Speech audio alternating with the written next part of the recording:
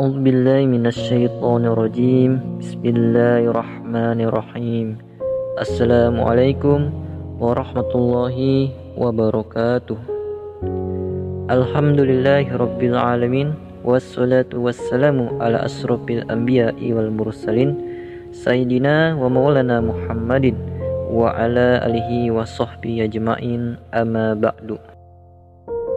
Sobat beriman rahimakumullah.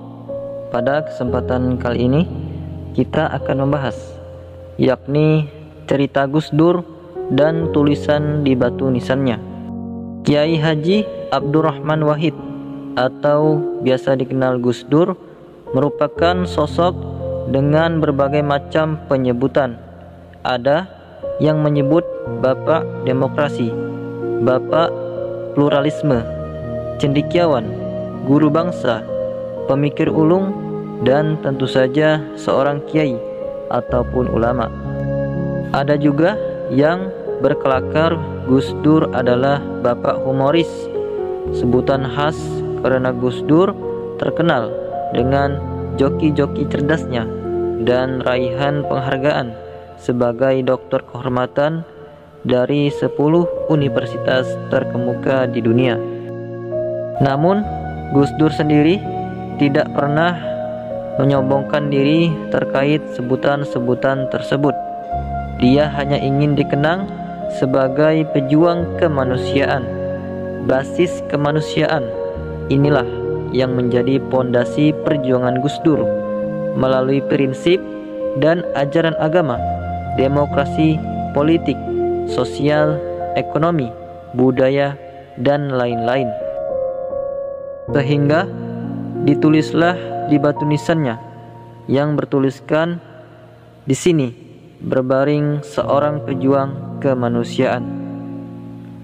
Tulisan tersebut ditulis dalam 4 bahasa, yakni bahasa Indonesia, Arab, serta bahasa Inggris dan Mandarin, yang terbuat dari batu giok yang berkualitas tinggi dari negeri Cina.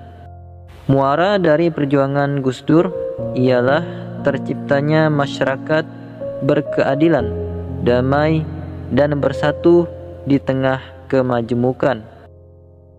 Idealisme perjuangan Gus Dur tak jarang menemui pragmatisme elit-elit tertentu, apalagi jika elit bersekutu dengan kelompok oligarki. Kemakmuran masyarakat di sebuah negara seakan utopis ketika seluruh elemen bangsa terdiam dengan otoritarianisme rezim Orde Baru Soeharto. Gus Dur justru paling vokal melawan praktek-praktek nirdemokrasi dan penuh dengan praktek korupsi, kolusi, dan nepotisme atau KKN. Gus Dur walau terkenal taktis, dia juga kritis terhadap Soeharto, tetapi Gus Dur juga kerap melontarkan humor-humor atau kelakar yang secara tidak langsung menyinggung rezim Orde Baru. Perjuangan Gus Dur tersebut menimbulkan konsekuensi pribadi. Dia beberapa kali menemui ancaman pembunuhan. Beberapa aktivis demokrasi hidupnya memang tidak aman ketika itu. Sosok Gus Dur yang berani dengan pijakan-pijakan kokoh memberikan energi positif kepada aktivis-aktivis lain. Namun, beberapa kalangan juga mengkhawatirkan keselamatan Gus Dur. Mereka salut dengan keberanian Gus Dur melawan diskriminasi Orde Baru. Suatu ketika, wartawan senior Selamun Yohanes Bosco atau yang dikenal dengan Don Bosco Selamun dalam Gus Sketsa Seorang Guru Bangsa yang menceritakan pengalaman mewawancarai Gus Dur. Dia salut dengan keberanian Gus Dur di tengah ketakutan orang-orang pada waktu itu. Gus, dengan keberanian Anda ingin dikenang sebagai apa? Jika Tuhan memanggil Anda kelak? Tanya Don Bosco Selamun. Tulis di batu nisan saya, di sini beristirahat seorang pejuang kemanusiaan sejati. Jawab Gus Dur. Ndak ingin dikenang sebagai tokoh muslim yang hebat, Gus? Tanya Bosco.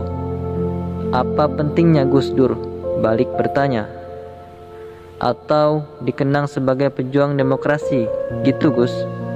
Mungkin situ berpikir itu penting, tetapi bagi saya pejuang kemanusiaan saja. Cara saya yang demokrasi, kata Gus Dur.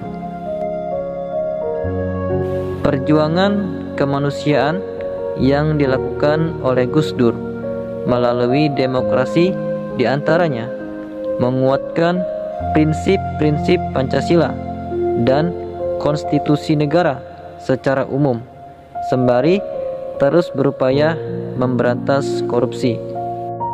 Bagi Gus Dur, nilai-nilai yang terkandung dalam Pancasila telah memenuhi pokok-pokok syariat Islam, sehingga pada tahun 1984 ketika dirinya pertama kali dipercaya menjadi Ketua Umum PBNU, yang merupakan ormas Islam pertama yang menerima Pancasila sebagai asas tunggal organisasi.